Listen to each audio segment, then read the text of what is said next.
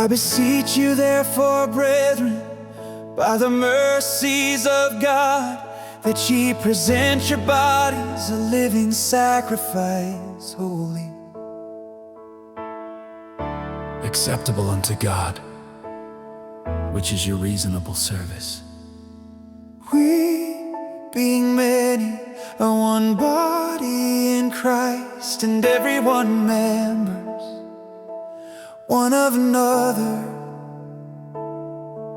And be not conformed to this world, but be transformed by the renewing of your mind, that ye may prove what is that good and acceptable and perfect will of God. We, being many, are one body in Christ, and every one members one of another. For I say, through the grace given unto me, to every man that is among you, not to think of himself more highly than he ought to think, but to think soberly, according as God hath dealt to every man the measure of faith. We, being many, are one body in Christ, and every one members one of another. For as we have many members in one body,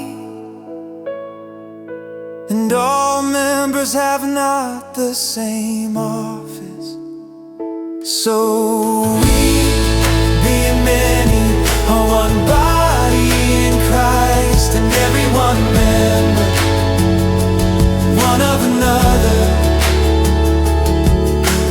We, being many, are one body in Christ, and every one members one of another. Having then gifts differing according to the grace that is given to us, whether prophecy, let us prophesy according to the proportion of faith. Being many, a one body in Christ, and every one members one of another. Or ministry, let us wait on our ministering. Or he that teacheth, on teaching. Or he that exhorteth, on exhortation.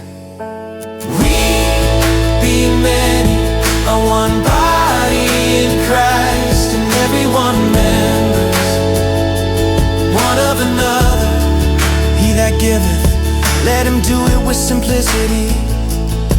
He that ruleth with diligence, he that sheweth mercy with cheerfulness. Let love be without dissimulation. Abhor that which is evil, cleave to that which is good.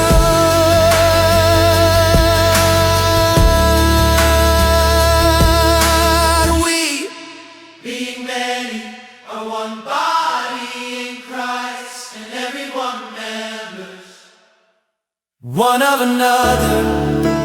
Romans chapter 12, we, being many,